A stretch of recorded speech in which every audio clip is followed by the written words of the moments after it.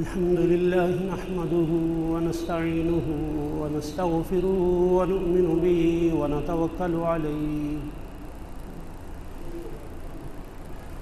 ونعوذ بالله من شرور أنفسنا ومن سيئات أعمالنا من يهده الله فلا مضل له ومن يضلله فلا هادي له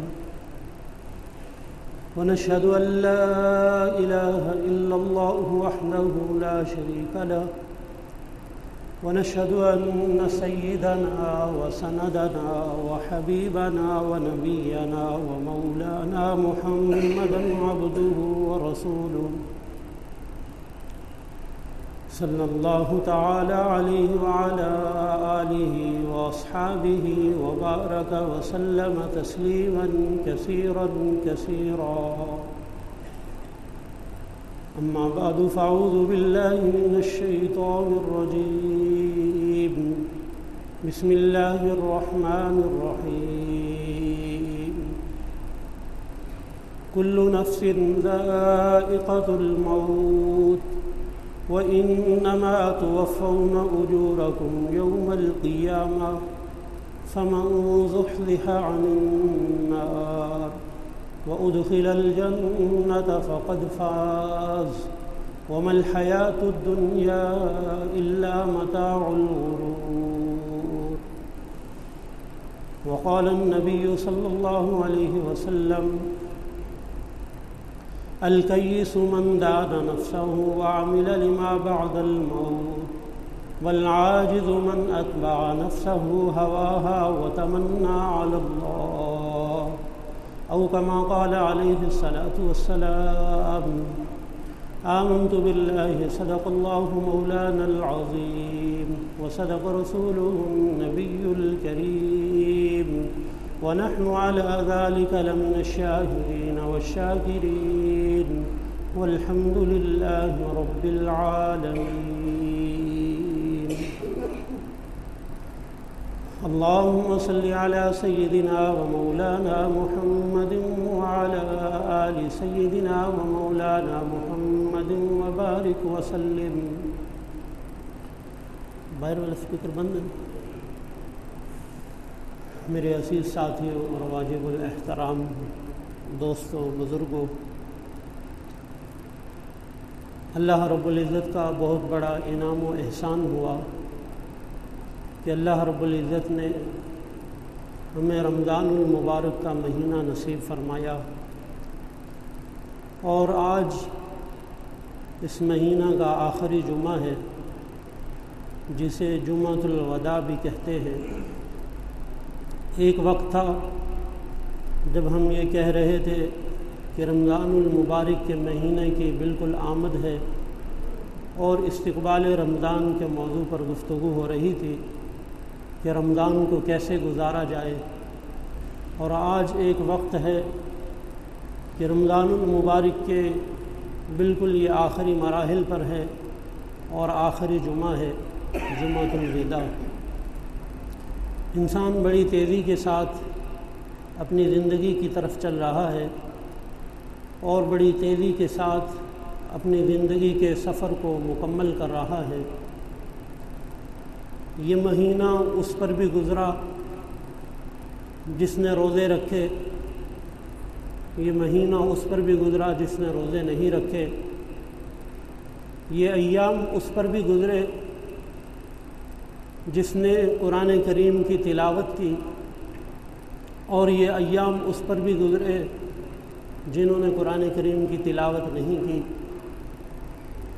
اور یہ گھڑیاں اس پر بھی گزری جنہوں نے تراویح کی نماز پڑھی، یہ گھڑیاں ان پر بھی گزری جنہوں نے تراویح کی نماز نہیں پڑھی.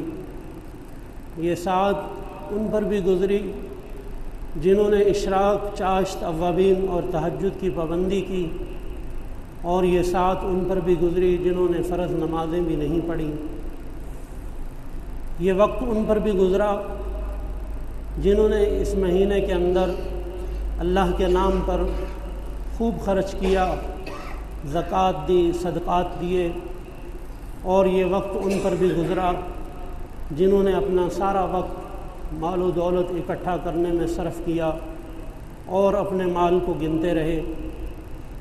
الغرض یہ وقت سب پر گزر رہا ہے اور کارآمد وہی انسان ہے جو اس وقت کو قیمتی بنائے۔ رب العالمین قرآن کریم میں فرماتا ہے کل نفس ذائقۃ الموت، کہ ہر نفس نے موت کا ذائقہ چکھنا ہے۔ وَإِنَّمَا تُوَفَّوْنَ أُجُورَكُمْ يَوْمَ الْقِيَامَةِ، ہم تمہیں تمہارے اعمال کا پورا بدلہ دیں گے۔ فَمَنْ زُحْزِحَ عَنِ النَّارِ وَأُدْخِلَ الْجَنَّةَ فَقَدْ فَازَ، جو شخص جہنم سے بچ گیا، جنت میں داخل کر دیا گیا، یقیناً وہ شخص کامیاب ہے۔ وَمَا الْحَيَاةُ الدُّنْيَا إِلَّا مَتَاعُ الْغُرُورِ، دنیا کی زندگی تو نہیں ہے مگر یہ تو ایک دھوکے کا ساز و سامان ہے۔ آج ہم کہتے ہیں کہ وہ انسان کامیاب ہے جس کے پاس سرکاری ملازمت ہے، جس کے پاس بڑی گاڑی ہے، بنگلہ ہے، جس کے پاس بہت ساری دولت ہے۔ ہم کہتے ہیں یہ انسان کامیاب ہے کہ اس کی آمدنی بہت زیادہ ہے، اس کی اتنے بیٹے ہیں، اتنی گاڑیاں ہیں، فلاں شہر کے اندر اس کے مکانات ہیں۔ آج کا انسان یہ کہتا ہے کہ یہ شخص کامیاب ہے، لیکن رب العالمین اللہ رب العزت فرماتا ہے کہ یہ شخص کامیاب نہیں ہے، بلکہ کامیاب یہ شخص ہے جو جہنم سے بچ گیا اور جنت میں داخل ہو گیا۔ رب العالمین نے انسان کی کامیابی کا معیار دولت کو نہیں بنایا، اعمال کو بنایا، اور اعمال کے ساتھ جڑنے سے ہی انسان کی کامیابی ہے، اور اسی پر اللہ رب العزت اس کو نجات عطا فرماتے ہیں۔ خلیفہ ہارون رشید بہت بڑا بادشاہ گزرا ہے، اس کا بیٹا بڑا نیک دل انسان تھا۔ بادشاہ اپنے وزراء کے ساتھ بیٹھا تھا، اس کا بیٹا آیا اور وزیر کہنے لگے کہ بادشاہ آپ کے اس بیٹے نے تو آپ کو ذلیل کر دیا، یہ کتنا سادہ لباس پہنتا ہے کہ اس کے لباس کے اندر پیوند لگے ہوتے ہیں، اور کتنی مفلسی کی زندگی گزار رہا ہے، ہر وقت اس کے ہاتھ میں قرآن کریم ہوتا ہے۔ تو جب بیٹے نے یہ بات سنی تو اس نے دعا کی کہ یا اللہ، ایک پرندہ سامنے بیٹھا ہوا تھا کہ یہ آپ کے حکم سے اڑ کر میرے کندھے پر بیٹھ جائے۔ وہ پرندہ اڑا اور اس کے کندھے پر بیٹھ گیا۔ اس نے دوبارہ دعا کی کہ اللہ، یہ آپ کے حکم سے پرندہ اڑ جائے۔ وہ پرندہ اڑ گیا۔ جب وزیروں نے دیکھا کہ اس نے دعا کی تو پرندہ اڑ کر اس کے کندھے پر بیٹھ گیا، دوبارہ دعا کی تو پرندہ اڑ گیا، وہ سمجھ گئے کہ اللہ کے ہاں اس نوجوان کا بڑا مقام ہے۔ تو بیٹے نے کہا باپ سے کہ اب ہماری رفاقت بڑی مشکل ہے، میں یہاں سے چلتا ہوں۔ باپ کو نصیحتیں کی اور یہاں سے چلا گیا۔ اب یہ بادشاہ کا بیٹا ہفتے کے اندر ایک دن مزدوری کرتا۔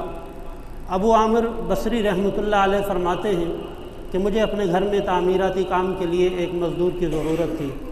میں بازار میں گیا، دیکھا کہ بہت سارے مزدور بیٹھے ہیں، یہ شخص بھی بیٹھا ہوا ہے، اس کے ہاتھ میں قرآن کریم ہے، تلاوت کر رہا ہے۔ اس سے پوچھا کہ مزدوری کرو گے؟ اس نے کہا کہ میری 2 شرطیں ہیں۔ ایک شرط یہ ہے کہ میں مزدوری 1 درہم اور درہم کا 6واں حصہ لوں گا، اور دوسری شرط یہ ہے کہ جب نماز کا وقت ہوگا میں کام چھوڑ دوں گا، نماز کے لیے چلا جاؤں گا، اطمینان کے ساتھ نماز پڑھ کر دوبارہ آؤں گا۔ کہا مجھے منظور ہے دونوں شرطیں۔ اس کو کام پر لے گئے، اس نے کام کیا۔ شام کو دیکھا کہ اس نے 5 مزدوروں جتنا کام کیا۔ اب یہ کہتے ہیں کہ میں نے اس کو ڈبل مزدوری دینا چاہی، لیکن اس نے کہا نہیں، میں نے جو طے کیا ہے میں وہی لوں گا۔ کہتے ہیں یہ چلا گیا۔ اگلے دن پھر میں بازار میں گیا، اس کو تلاش کیا، اس سے پوچھا کہ مزدوری کرو گے؟ اگلے دن کہتے ہیں کہ میں تلاش کیا لیکن یہ لڑکا ملا نہیں۔ لوگوں نے بتایا کہ وہ 7ویں دن آتا ہے، ہفتے میں 1 دفعہ مزدوری کرتا ہے۔ کہتے ہیں میں نے کہا میں ہفتے بعد دوبارہ اسی شخص کو لے کر آؤں گا۔ ہفتے بعد گیا تو یہ شخص ملا، اس سے پوچھا کہ مزدوری کرو گے؟ کہا کہ میری 2 شرطیں ہیں، ایک تو مزدوری 1 درہم اور درہم کا 6واں حصہ لوں گا، اور دوسرا جب نماز کا وقت ہوگا تو کام نہیں کروں گا۔ اب اس کو گھر لے آئے کام کے لیے، کہتے ہیں کہ میں دیکھنا چاہتا تھا کہ یہ کیسے کام کرتا ہے۔ میں چھپ کر دیکھنے لگا کہ اس شخص نے سب سے پہلے تلاوت کی، اس کے بعد کام شروع کیا۔ یہ گارا چاہتا تھا تو گارا خود بخود اوپر آ جاتا تھا، بلاک چاہتا اشارہ کرتا تو بلاک دیوار کے اوپر آ جاتا۔ دیوار بھی بڑی سیدھی ہو رہی ہے، بڑی جلدی سے کام ہو رہا ہے۔ جو شخص نیکی کے اندر زندگی گزارتا ہے، جو تقوی کے اندر زندگی گزارتا ہے، اللہ رب العزت اس کی عمر میں برکت ڈال دیتے ہیں، اس کے وقت میں برکت ڈال دیتے ہیں۔ بڑے کم وقت میں اللہ رب العزت اس سے زیادہ کام لے لیتے ہیں، چونکہ ہم نے اپنی زندگی گناہوں کے اندر گزاری ہے، دھوکے کے اندر گزاری ہے، ہمیں اس طرح کے واقعات بھی من گھڑت لگتے ہیں۔ کہتے ہیں کہ میں نے شام کو جب دیکھا اس نے کام کیا تو 10 آدمی جتنا کام کیا۔ میں نے اس کو ڈبل مزدوری دینا چاہی، لیکن اس نے کہا میں نے جو طے کیا ہے وہی لوں گا، چلا گیا۔ کہتے ہیں ہفتے بعد پھر میں بازار گیا تو لوگوں نے بتایا کہ وہ لڑکا بیمار ہے اور فلاں جگہ پر ہے۔ کہتے ہیں میں وہاں گیا، دیکھا کہ اس کے چہرے کی رنگت تبدیل ہو چکی ہے اور موت کا وقت قریب ہے۔ کہتے ہیں اس نے مجھے 3 باتیں کی۔ کہا کہ جب میرا انتقال ہو جائے تو مجھے اسی چادر کے اندر دفنا دینا۔ کہا نہیں میں تمہارے لیے نیا کفن لے کر آؤں گا۔ کہا نہیں کہ نیا کپڑا تو زندوں کے لیے ہوتا ہے، مردوں کے لیے تو کیا کپڑا، اسی کپڑے کے اندر مجھے کفنا دینا۔ اور کہا کہ میرے پاس یہ جو چٹائی ہے، میری لنگی ہے اور لوٹا ہے، یہ قبر بنانے والے کو دے دینا۔ اور تیسرا کہا کہ میرا قرآن کریم اور انگوٹھی خلیفہ بادشاہ ہارون رشید تک پہنچا دینا۔ اگلے دن اس کا انتقال ہو گیا اور یہ شخص اس کے باپ کے پاس انگوٹھی اور وہ لے گیا قرآن کریم۔ تو بادشاہ نے کہا کہ میرے بیٹے کو کیسا پایا؟ اس نے کہا کہ تمہارا بیٹا بڑا نیک تھا، 7ویں دن مزدوری کرتا تھا اور اسی طرح مزدوری کرتا تھا۔ بادشاہ رونے لگا۔ خیر یہ واقعہ عرض کرنے کا مقصد یہ تھا کہ جب آدمی نیکی کے اندر زندگی گزارتا ہے تو اللہ رب العزت اس کے وقت کے اندر برکت ڈال دیتے ہیں اور وہ انسان اپنی زندگی کا مقصد پا لیتا ہے۔ جو انسان اللہ رب العزت کو راضی کرنا اپنی زندگی کا مقصد بنا لیتا ہے، جو انسان اللہ رب العزت کو راضی کرنا اپنی زندگی کا مقصد بنا لیتا ہے، سمجھ لو وہ زندگی کا مقصد پا لیتا ہے۔ تو جمعہ الوداع کا دن ہے، آخری جمعہ ہے۔ پتہ نہیں ہم کو دوبارہ یہ مہینہ نصیب ہونا ہے یا نہیں۔ ہم میں سے کتنے ہوں گے کہ شاید جب دوبارہ رمضان المبارک کا مہینہ آئے گا وہ نہیں ہوں گے۔ یہ مہینہ تو آتا رہے گا، لیکن ہم میں سے کون ہوگا کون نہیں ہوگا نہیں معلوم۔ تو اس لیے اور حدیث پاک کی روح سے رمضان کا مہینہ سید الشہور کے تمام مہینوں کا سردار ہے اور جمعہ کا دن سید الایام تمام دنوں کا سردار ہے۔ تو یہ مبارک گھڑیاں ہیں۔ جمعہ المبارک کا دن ہے، ایک تو رمضان المبارک کا مہینہ، یہ فضیلت ہے، بڑی مقدس والا مہینہ ہے، اور دوسرا جمعہ کا دن، اور پھر جمعہ الوداع آخری جمعہ ہے۔ رمضان المبارک بالکل اپنے آخری مراحل پر ہے۔ تو ہم ایک عہد کر کے اٹھیں کہ ہم اپنی زندگی کا مقصد یہ بنائیں گے کہ اللہ تعالیٰ کو راضی کریں گے۔ ہماری زندگی کا مقصد اللہ تعالیٰ کی اطاعت ہوگا، ہماری زندگی کا مقصد اللہ تعالیٰ کی فرما برداری ہوگا۔ اور موت ایک اٹل حقیقت ہے، آج تک اس کا کوئی انکار نہیں کر سکا۔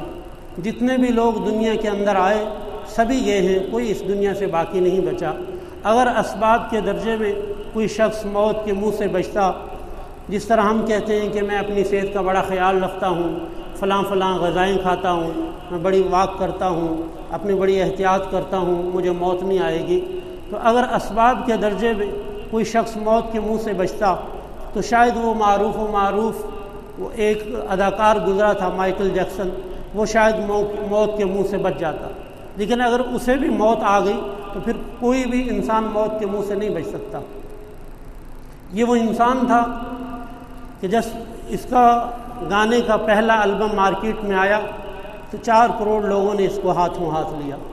جب دوسرا البم آیا تو 8 کروڑ لوگوں نے اس کو خریدا، اور چند دنوں کے اندر اس کو امریکہ، برطانیہ، نیو یارک کے اندر بڑا عروج ملا۔ اس نے یہ کہا کہ میں 150 سال تک زندہ رہوں گا۔ اس نے یہ خواب دیکھا کہ میں 150 سال تک لمبی زندگی جیوں گا۔ اس نے پہلا کام کیا کہ اپنی پلاسٹک کی سرجری کروائی، اپنی کھال کو اس نے تبدیل کروایا کہ میں سب سے زیادہ خوبصورت نظر آؤں۔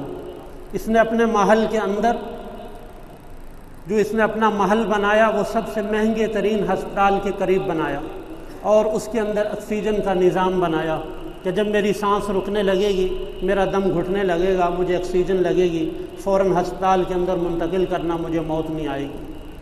اس نے اپنے محل کے اندر تقریباً 2 درجن ڈاکٹر رکھے جو اس کا صبح بھی معائنہ کرتے تھے، شام کو بھی معائنہ کرتے تھے کہ اس کے جسم کے اندر کوئی بیماری تو نہیں آئی۔ اور یہ جو غذائیں کھاتا 3 لیبارٹریوں کے اندر وہ ٹیسٹ ہوتی، 3 لیبارٹریاں اس کو پاس کرتی، پھر یہ وہ غذا کھاتا۔ پانی پیتا تو 3 لیبارٹریوں کے اندر وہ پانی ٹیسٹ ہوتا۔ اپنے محل کے اندر 2 درجن سے زائد لوگ ایسے رکھے کہ جب میرا کوئی عضو خراب ہو جائے گا تو تم نے مجھے وہ عضو دینا ہے۔ اگر میری آنکھوں کی بینائی چلی گئی تو تم نے مجھے بینائی دینی ہے۔ دوسرے کا کام تھا کہ اگر میرا جگر فیل ہو گیا تم نے مجھے جگر دینا ہے۔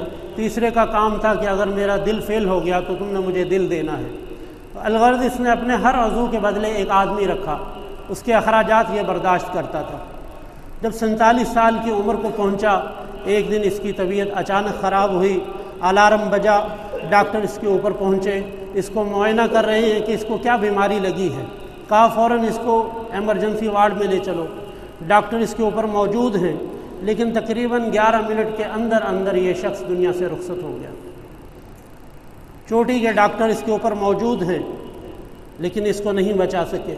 یہ کہتا تھا میں 150 سال کی لمبی زندگی جیوں گا، اتنی احتیاط کرتا تھا، لیکن اس کے باوجود اگر اسباب کے درجے میں یہ شخص بھی موت کے منہ سے نہیں بچا تو شاید کوئی شخص بھی موت کے منہ سے نہیں بچ سکتا۔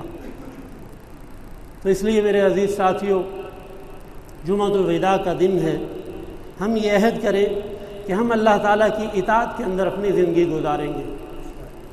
آج کا انسان بڑا سادہ ہے کہ دنیا کے اندر آ کر دنیا کے مال و دولت اور حس و حوث میں ایسا کھو بیٹھا کہ اپنے رب سے تعلق بھی اس نے توڑ دیا۔ آج ہم سارا یہ سمجھتے ہیں صرف دنیا کا نظام ہی ہے، اللہ رب العزت سے ہم نے اپنے تعلق کو توڑ دیا۔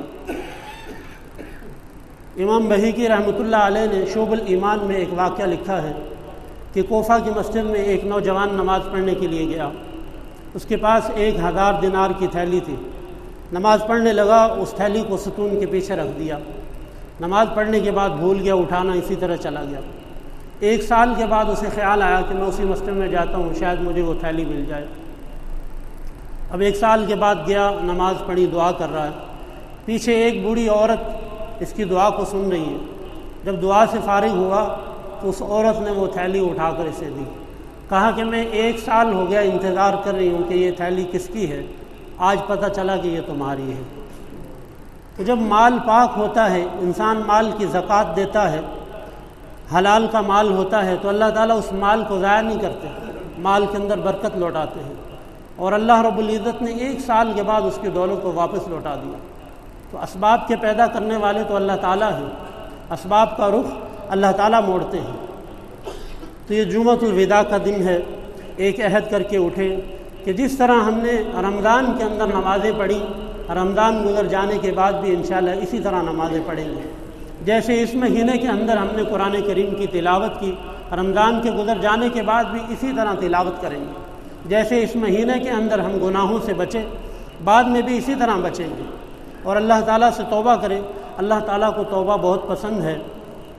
موسیٰ علیہ السلام کا دور تھا، موسیٰ علیہ السلام نے اللہ تعالیٰ سے عرض کی کہ اللہ اس کائنات کے اندر مبغوض ترین بندہ کون سا ہے جس پر آپ کا غضب ہے؟